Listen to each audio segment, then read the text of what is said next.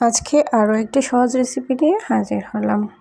সামান্য কিছু মশলা দিয়ে আজকে রান্না করব শিং মাছের ঝোল রেসিপি।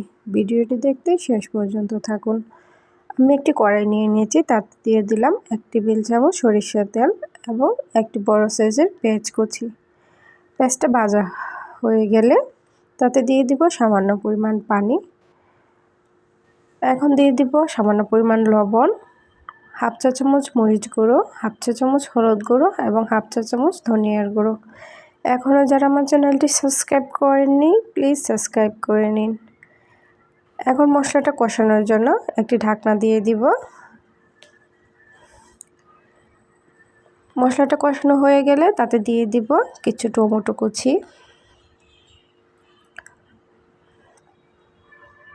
আবার একটি ঢাকনা দিয়ে দিব 2 মিনিটের জন্য। 2 মিনিট পর ঢাকনা খুলে তাতে দিয়ে দিব সামান্য একটু জিরা ও আদা বাটা।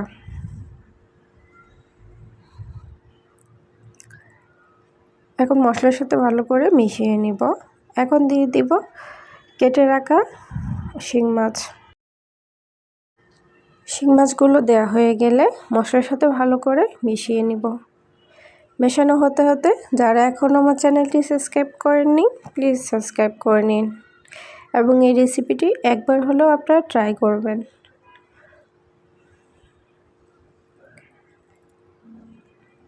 এখন একটি ঢাকনা দিয়ে দিব মাছগুলো কষানোর জন্য।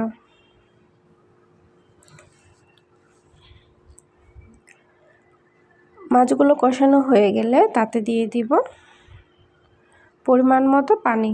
আপনারা যদি ঝোল বেশি খেতে চান ঝোলের পরিমাণ বাড়িয়ে দিবেন।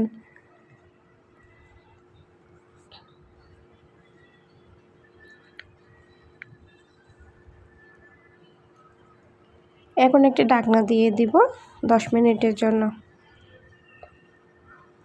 সাথে দিয়ে দিব কয়েকটি কাঁচামরিচ ফালি করা।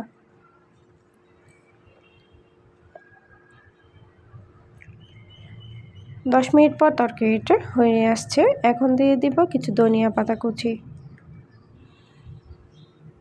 এখন নামিয়ে নিচ্ছি। এখন সার্ভ করে দেখাচ্ছি তরকারিটা কেমন হয়েছে। যদি রেসিপিটা সামান্য হলেও ভালো লেগে থাকে অবশ্যই আমার চ্যানেলটি সাবস্ক্রাইব করবেন এবং একটি লাইক ও কমেন্ট করে যাবেন। এতক্ষণ সাথে থাকার জন্য সবাইকে অসংখ্য ধন্যবাদ। আল্লাহ হাফেজ।